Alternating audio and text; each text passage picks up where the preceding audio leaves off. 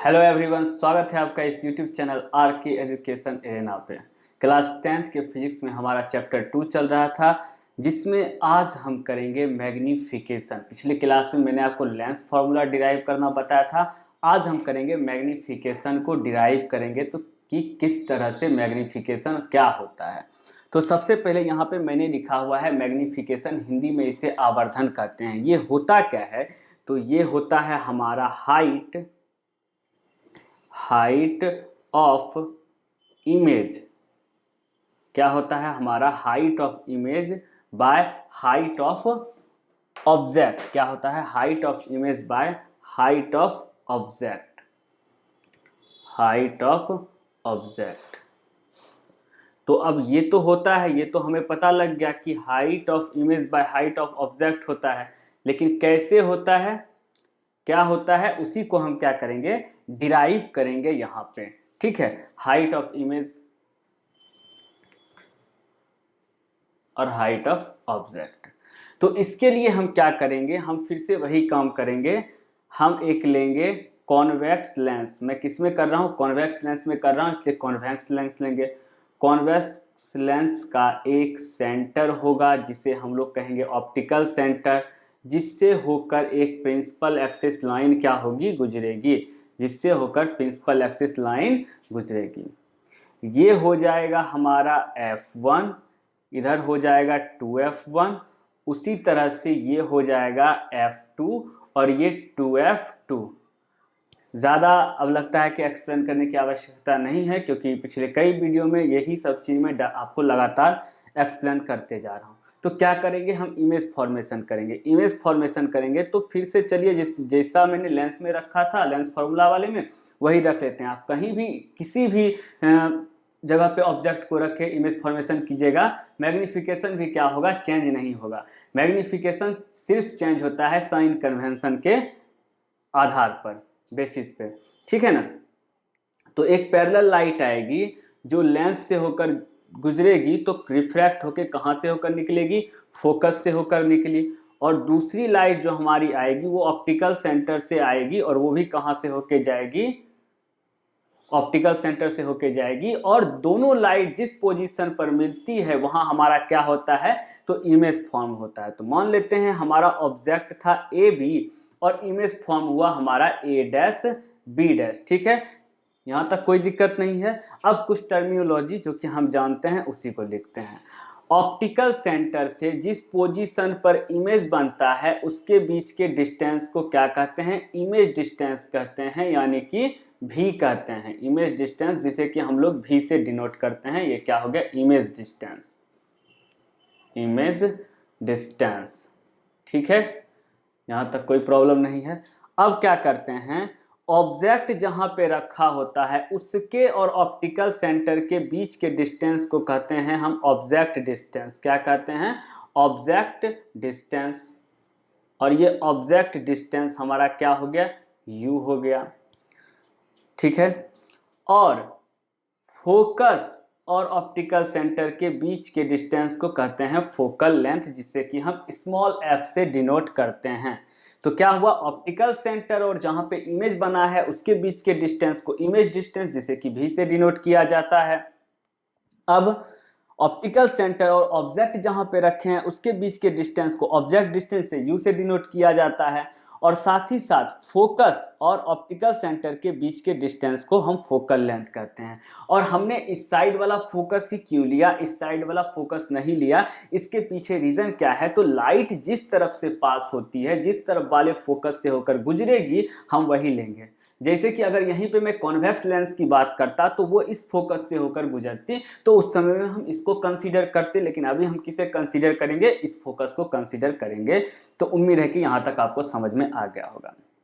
ठीक है, अब टर्म जो मैं लिख देता हूं कि यहां पे जो हमें टर्म यूज होगा वो होगा हाइट ऑफ ऑब्जेक्ट का। हाइट ऑफ ऑब्जेक्ट जो कि हमारा क्या है? ए बी है। क्या है? ए बी है ना? हाइट ऑफ ऑब्जेक्ट तो यही है ना, ऑब्जेक्ट की हाइट, मतलब कितना बड़ा हमारा ऑब्जेक्ट है। Height of image, height of image इसे HO से डिनोट करते हैं और इसे HI से डिनोट करते हैं। ये क्या हो जाएगा, इमेज की हाइट क्या है, A dash B dash, A dash B dash हमने लिया है, ये इमेज की हाइट है। उसके बाद ऑब्जेक्ट डिस्टेंस, जो जो टर्मिनोलॉजी हमें चाहिए वो मैं लिख रहा हूं। ऑब्जेक्ट डिस्टेंस हमारा क्या हो जाएगा, तो ये हो जाएगा U हो गया। इमेज डिस्टेंस हमारा क्या हो जाएगा, इमेज डिस्टेंस हमारा हो जाएगा V, और फोकल लेंथ हमारा हो जाएगा, फोकल लेंथ भी लिख ही देता हूं, वैसे इसका इसमें यूज नहीं है, हमारा हो जाएगा क्या, स्मॉल f। तो ये टर्म आपको ध्यान में रखना है, इसी का भी यूज होने वाला है। अब कैसे प्रूफ करेंगे, सारा कुछ तो हो गया। अब प्रूफ करने के लिए फिर से वही कॉन्सेप्ट जो पिछले लेक्चर में भी मैंने बताया, सिमिलर एंगल ट्रायंगल का कॉन्सेप्ट।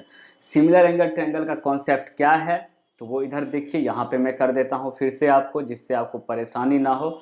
सिमिलर एंगल ट्रायंगल क्या होता है, हम दो ट्रायंगल लेते हैं, एक हमने लिया ABC, दूसरा ट्रायंगल लिया PQR, हिंदी में इसे समरूप त्रिभुज कहते हैं। इसका मतलब क्या है कि ये दोनों ट्रायंगल भले ही साइज में एक जैसे ना हो, लेकिन इनका जो रूप होगा वो क्या होगा, एक जैसा होगा, और इनके एंगल जो होंगे वो क्या होंगे, समान होंगे। तो कैसे पता चलेगा, तो मान लीजिए कि Q 90 डिग्री है, हमको पता है कि Q 90 डिग्री है तो B भी 90 डिग्री है, एक एंगल सेम हो गया। अब हम क्या करते हैं कि कुछ ऐसे टर्मिनोलॉजी जो मतलब किसी तरह से हमें ये पता चल जाए कि R भी जितना है उतना क्या है, C है। तो अगर हमें किसी तरह से यह पता चल जाए कि इस ट्रायंगल के दो एंगल क्या हैं, इक्वल हैं, तो कॉरस्पॉन्डिंग तीसरा एंगल ऑटोमेटिकली इक्वल होगा। तीसरा एंगल क्या होगा, कॉरस्पॉन्डिंगली ऑटोमेटिकली क्या होगा, इक्वल होगा। कैसे, तीनों एंगल का सम 180 होता है। अगर मान लीजिए कि ये 90 है, इसमें 90, और मान लीजिए कि ये क्या है, 40 है, 40 ले लेते हैं, ठीक है। अब 180 में अगर मैं 180 में 90 और 40 कितना हो गया, 130 में माइनस कर दूं तो 50 आता है। तो ये 50 होगा, तो ये भी क्या हो जाएगा, 50 ही होगा। तो इस तरह से पता चल गया कि क्या है, कि तीनों एंगल बराबर हैं। और अब आपको ये तो पता होगा, नहीं पता है तो जान लीजिए कि किसी भी ट्रायंगल का जितना एंगल इक्वल होता है उतने ही साइड इक्वल होते हैं। यानी कि किसी एंगल का अगर किसी ट्रायंगल का अगर एक एंगल इक्वल है तो एक साइड उसके क्या होंगे, इक्वल होंगे। दो एंगल इक्वल है तो दो साइड इक्वल होंगे, और तीनों एंगल इक्वल है तो तीनों साइड भी क्या होंगे, इक्वल होंगे। जैसे कि इक्विलैटरल ट्रायंगल का हर एक एंगल हमारा 60 डिग्री 60 डिग्री 60 डिग्री होता है, तो उसका क्या होता है, हर एक साइड भी क्या होता है, बराबर लंबाई का होता है। अब अगर ऐसा होता है तो क्या होता है, सिमिलर एंगल ट्रायंगल का रूल क्या है कि ये जो AB होगा यानी कि इसका साइड, ये बटे PQ यानी कि इसके इस तरफ का साइड, ये बराबर होगा किसके, BC यानी कि ये साइड, और QR यानी कि ये साइड, और ये बराबर होगा किसके, AC यानी कि ये साइड, और PR यानी कि ये साइड।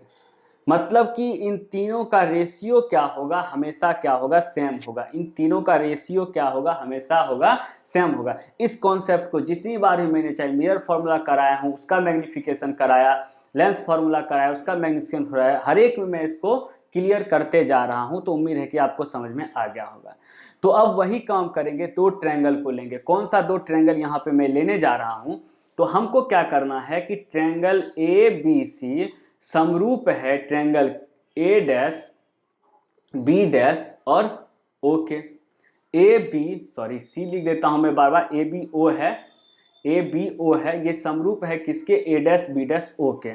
ठीक है, ये क्या है, समरूप है। लेकिन कैसे समरूप है, इसे हमें क्या करना है, यहाँ पे लाना है, प्रूफ करना है। तो पहले दोनों ट्रायंगल आप देख लीजिए जिससे आपको परेशानी ना हो। एक हो गया, यहाँ पे देख लीजिए, एक मैं ले रहा हूं ABO को, एक ले रहा हूं A dash B dash O को। इन दोनों ट्रायंगल की बात कर रहे हैं। तो अब क्या होगा कि एंगल ABO बराबर है angle A dash B dash O, यानी कि एंगल ABO बराबर है angle A dash B dash O। कैसे, क्योंकि ये भी 90 डिग्री है और ये भी क्या है, 90 डिग्री है। तो कैसे बराबर हुआ, तो फ्रॉम राइट एंगल ट्रायंगल से। कैसे बराबर हुआ, राइट एंगल ट्राइंगल से ये क्या हो गया, बराबर हो गया, राइट एंगल ट्राइंगल से बराबर हो गया। अब दूसरा पे चलते हैं, ये एंगल देखिए और ये एंगल देखिए, इस दोनों एंगल की बात कीजिए तो ये दोनों एंगल क्या है, वर्टिकली अपोजिट है। आप जानते हैं कि वर्टिकली अपोजिट एंगल क्या होता है, वो आपस में बराबर होते हैं। जैसे कि मैं एक लाइन को इस तरह से खींच दूं तो ये एंगल और ये एंगल क्या होगा, बराबर होगा, ये एंगल और ये एंगल भी क्या होगा, बराबर होगा। इसे हिंदी में सम्मुख कोण या शीर्षाभिमुख कोण कहते हैं, यानी कि आमने सामने का कोण यानी कि एंगल क्या होगा, बराबर होगा। तो ये दोनों बिल्कुल आमने सामने हैं, आप देख सकते हैं ये दोनों आमने सामने हैं। तो मैं कह सकता हूं कि एंगल AOB बराबर है एंगल A'OB के, B डैश के। कैसे बराबर है, तो वर्टिकली अपोजिट एंगल से, वर्टिकली अपोजिट एंगल से बराबर हो गया। ये यहां तक आपको समझ में आ गया कि वर्टिकली अपोजिट एंगल से बराबर हो गया। अब हम बात करेंगे कि हमें पता लग गया कि ट्रायंगल में दो एंगल बराबर हैं, तो तीसरा कोरस्पोंडिंग एंगल ऑटोमेटिकली क्या होगा, बराबर होगा। यानी कि मैं यहां पे कह सकता हूं कि एंगल BAO बराबर होगा एंगल B'/A'O के। कैसे बराबर होगा, तो कोरस्पोंडिंग एंगल है इसीलिए बराबर होगा। क्या है, ये कोरस्पोंडिंग एंगल है, दो एंगल बराबर है तो तीसरा कोरस्पोंडिंग एंगल बराबर होगा। यानी कि BAO बराबर है B'/AO के। यानी कि अब ये एंगल और ये एंगल भी क्या हो गया, हमारा बराबर हो गया। ये एंगल और ये एंगल भी क्या हो गया, बराबर हो गया। ठीक है, अब यहां तक समझ गए। अब तीनों एंगल बराबर हो गए, यानी कि तीनों साइड्स भी क्या होंगे, उनके रेशियो भी सेम होंगे। तो सिमिलर एंगल ट्रायंगल वाला कॉन्सेप्ट हमारा क्या कहता है कि ये AB बाय, अब देखिए यहां पे एक बात समझनी है, क्या बात समझनी है कि हम चाहे इधर से ले या इधर से ले, बात तो हमारा बराबर है। तो हम क्या करेंगे, इधर से लेते हैं, क्योंकि हाइट ऑफ इमेज ले, मैग्निफिकेशन में क्या होता है, height of image by height of object होता है। तो हम क्या करते हैं, इसको उल्टा लेते हैं। तो A'/B' बाय AB ले लेते हैं। इसके इक्वल क्या हो जाएगा, B'/O बाय BO, ये हो जाएगा। A'/B' बराबर बटे हो गया AB के, B'/O बटे हो गया BO के, और साथ ही साथ A'/O बटे हो गया AO के। लेकिन हमें क्या करना है, सिर्फ इसका और इस साइड्स का जरूरी है, इस साइड और इस साइड की जरूरत है, इस साइड की जरूरत नहीं है। तो इसे हम क्या करते हैं, रफ कर देते हैं, यानी कि हटा देते हैं। तो यहां तक उम्मीद है कि समझ में आ गया होगा। अब जो हमने डाटा गिवन यहाँ पे रखा है उस हिसाब से देखिए। डाटा गिवन जो हमारा है A' और B' हमारा क्या है, ये है हाइट ऑफ ऑब्जेक्ट, ये है हाइट ऑफ इमेज। यानी कि A'/B' हमारा क्या है, हाइट ऑफ इमेज है, और AB क्या है, हमारा हाइट ऑफ ऑब्जेक्ट है। जो कि हम मैग्निफिकेशन में जान भी रहे हैं, ऊपर पे हमने लिखा है कि height of object by height of image by height of object क्या है, हाइट ऑफ इमेज। यानी प्रतिबिंब की ऊंचाई बटे वस्तु की ऊंचाई ही हमारा आवर्धन यानी कि मैग्निफिकेशन होता है। ये बराबर हो जाएगा किसके, ये बराबर हो जाएगा B'/O। अब B'/O क्या है, B'/O हमारा ये लेंथ है। अब B'/O क्या है, तो यहां देखिए कि B'/O जो हमारा है वो है क्या, इमेज डिस्टेंस है कि नहीं है। ये B'/O देखिए, A'/B' है, तो B' क्या है, वो पॉइंट है जहां पे हमारा इमेज फॉर्म हुआ है, और ऑप्टिकल सेंटर से उसकी दूरी क्या कहलाती है, इमेज डिस्टेंस। यानी कि हम यहाँ पे भी लिख सकते हैं, क्या लिख सकते हैं, भी लिख सकते हैं। अब BO क्या है, ऑप्टिकल सेंटर से वो पॉइंट जिस पॉइंट पर प्रिंसिपल एक्सिस पर हमने क्या रखा है, ऑब्जेक्ट को रखा है। तो BO क्या हो सकता है हमारा, वो ऑब्जेक्ट डिस्टेंस U हो सकता है। तो इसे हमने क्या किया, U लिख दिया। यानी कि ये हमारा क्या हो गया, प्रूफ हो गया कि मैग्निफिकेशन, इसको इस तरह से भी लिख सकते हैं, height of image by height of object को मैग्निफिकेशन लिख सकते हैं। और ये क्या हुआ, M बराबर V/U हो गया। लेकिन अब आपको कौन सी बात ध्यान में रखनी है, वो ध्यान में रखिए, सुन लीजिए। ये मैंने मैग्निफिकेशन प्रूफ किया है। अब इस मैग्निफिकेशन में मैंने साइन कन्वेंशन यूज नहीं किया है। कार्टेशियन का साइन कन्वेंशन यूज नहीं किया है। कॉनकेव हो या कॉन्वेक्स हो, उसमें आपको क्या करना है कि अगर आप मैग्नीफिकेशन निकालने लगेंगे न्यूमेरिकल में तो आपको ये फॉर्मूला काम आएगा। या तो ये काम, अगर मान लीजिए कि हाइट ऑफ इमेज दिया हुआ है, हाइट ऑफ ऑब्जेक्ट दिया हुआ है, या फिर मान लीजिए भी दिया है, मतलब कोई भी 3 टर्म दिया है और चौथा टर्म आपको निकालना है और कहेगा मैग्नीफिकेशन निकालने के लिए, तो इसमें पुट करके आप निकाल सकते हैं। लेकिन उस समय आपको साइन कन्वेंशन यूज करना होगा कि किस लेंस के बारे में बोला गया है, इमेज डिस्टेंस क्या है, पॉजिटिव है या निगेटिव है, ऑब्जेक्ट डिस्टेंस क्या है, वो तो हमेशा निगेटिव ही होता है, हाइट ऑफ इमेज क्या है, पॉजिटिव है कि निगेटिव है, हाइट ऑफ ऑब्जेक्ट क्या है, पॉजिटिव है कि निगेटिव है। ये अगर आपने साइन कन्वेंशन पढ़ा है, जिसे कि मैं जस्ट इसके पिछले लेक्चर में बता चुका हूं, तो आपको इसमें परेशानी नहीं होगी। साइन कन्वेंशन का यूज कीजिए और न्यूमेरिकल सॉल्व कीजिए। आपको डायरेक्ट भी और यू की वैल्यू दी हुई है तब भी मैग्नीफिकेशन निकल जाएगा। अब एक बात और, वो बात क्या है कि अगर मैग्नीफिकेशन आपका निगेटिव आता है, मैग्नीफिकेशन आपका निगेटिव आता है, तो इसका मतलब है कि इमेज आपका रियल बन रहा है और इन्वर्टेड बन रहा है। अगर मैग्नीफिकेशन आपका क्या आता है, पॉजिटिव आता है, तो इसका मतलब है कि वर्चुअल बन रहा है और इरेक्ट बन रहा है। इस पॉइंट को इसे मैं लिख देता हूं ध्यान में रखने के लिए, सिर्फ मैंने लिखा है, वरना आपको तो अगर साइन कन्वेंशन पता है, मैग्नीफिकेशन आपको पता लग गया, आराम से न्यूमेरिकल कीजिए बेझिझक होके, बस वैल्यू पुट कीजिए। लेकिन हाँ, वैल्यू पुट, मैं बार बार यही बात बोल रहा हूँ कि वैल्यू जो पुट करना है वो साइन कन्वेंशन के हिसाब से पुट करना है, ऐसे कुछ भी पुट नहीं कर देना है, तो आपका ये हो जाएगा। तो उम्मीद है कि आपको ये समझ में आ गया होगा। नहीं समझ में आए तो एक बार और वीडियो को देखें, थोड़ा तेज स्पीड में देख लें, लेकिन देख लें जिससे कि और बेहतर समझ में आ जाए। और नेक्स्ट क्लास में फिर हम इस चैप्टर के last topic power of lens को लेके आएंगे। So thank you very much.